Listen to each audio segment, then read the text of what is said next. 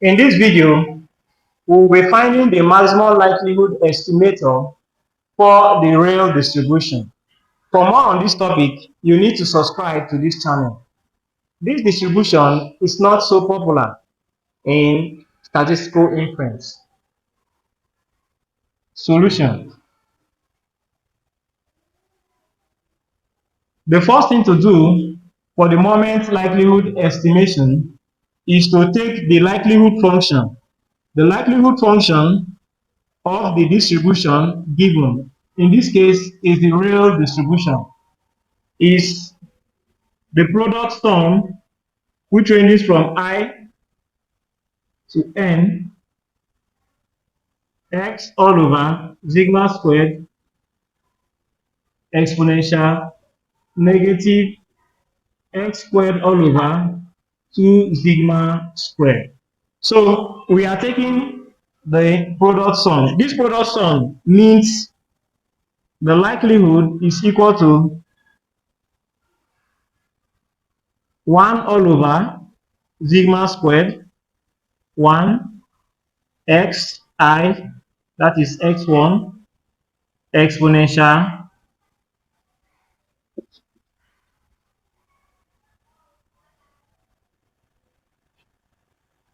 x1 exponential x1 squared all over 2 sigma squared multiplied by 1 all over sigma squared 2 x2 exponential x2 squared all over 2 sigma squared multiplied by, that's how it continues, 1 all over sigma squared x, this time n, xi exponential negative x squared I all over 2 sigma squared. So this is what we'll get. It then means that our likelihood function can be written as 1 all over sigma squared raised to the power of n. If we sum this one, if we sum it, you will get summation of xi's exponential negative. If we sum these xi's, we'll get summation of xi squared all over 2 sigma squared. So this is what we'll get. The next thing to do for the maximum likelihood estimation is to take the log. But in this case, before we take the log, we'll have to arrange this first. So arranging this, we have our likelihood function to be equal to, we can write it as sigma negative 2n multiplied by summation of xi exponential summation of xi squared all over 2 sigma squared. So this is what we get. The next thing to do is to take the log. The purpose of writing it this way is for we to take the log easily. So taking the log, we get log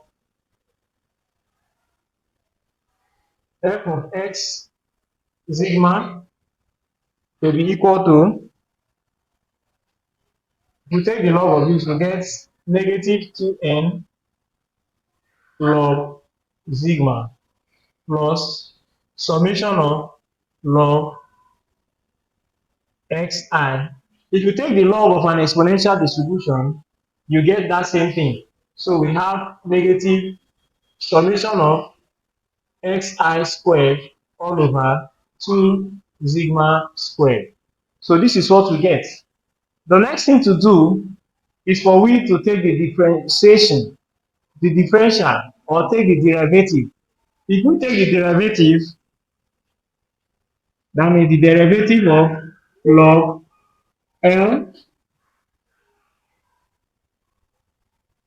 If we take the derivative with respect to sigma squared, we'll get this as, the whole of this will give us negative 2n all over sigma plus, if you take the log of the differential or derivative of this, we'll get 0. This is because there is nothing like sigma squared here. Now, the next thing to do is to take the differential of this. For we to take the derivative of this, we use what is called the quotient rule of differentiation, which states that it then means our dy all over the sigma squared will be equal to v du all over the sigma squared minus u dv all over the sigma squared all over v squared. That means this. So we are taking this as our u and this as our v. So it then means that this is equal to v. We bring down v, which is 2 sigma squared, the u all over the sigma. That means the u, the whole of this, all over the sigma. If we differentiate it, we get 0. Minus u. We take our u. Our u is summation of xi squared. Then we differentiate the v all over the sigma square. The v all over the sigma square, we get, if this comes here, we get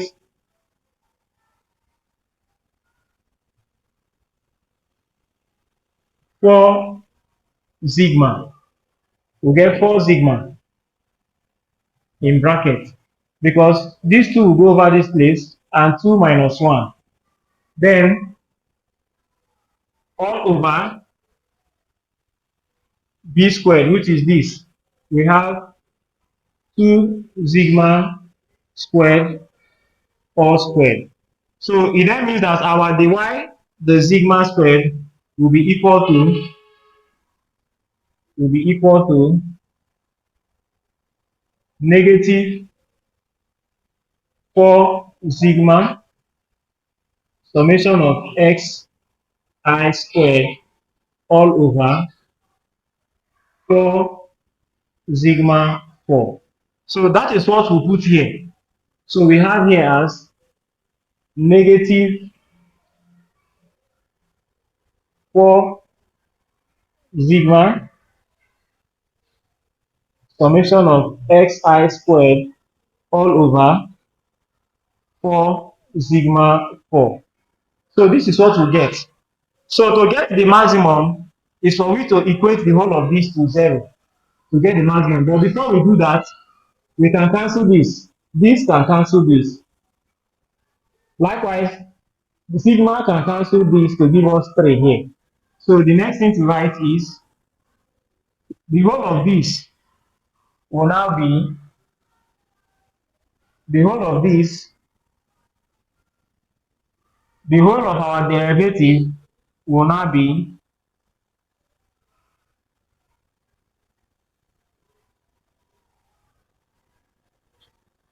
negative 2n all over sigma plus summation of xi squared all over sigma 3. So we'll now equate this to 0. This is what we get. So equating to 0,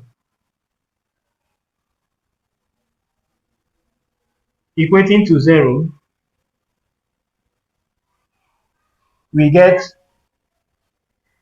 let's come over to this side. Let's come over to this side.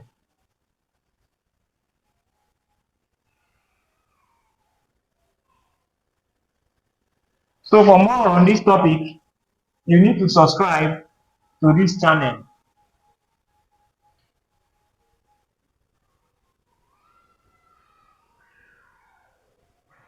We should remember that we are still looking for the real distribution, the MLE of the real distribution.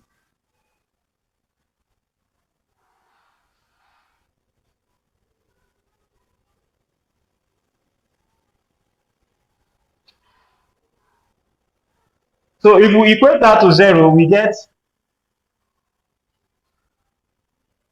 negative 2n all over sigma plus summation of xi squared all over sigma 3 is equal to 0. Of course, this can go over to this place, which will give us negative 2n all over sigma to be equal to negative summation xi squared all over sigma 3. So this will cancel this. We can now bring this here to give us sigma 3 all over sigma to be equal to summation of xi squared all over 2n. So this will cancel this to give us square. So sigma squared will be equal to summation of xi squared all over 2n. Remember, this is ranging from 1 to n. So we have, if we take the square of both sides, we'll now get our sigma estimate to be equal to the square root of 1 all over 2n summation of xi, I ranging from 1 to n, all squared. So this is now the maximum likelihood estimation for the real distribution. For more on this topic, you need to subscribe to this channel. It is very simple to compute the real distribution. So if we follow the procedure, first, we'll take the likelihood function. Second, we take the logarithm of that function. And third, we take the derivative to arrive at this for the real distribution. For more of this, you need to subscribe to this channel.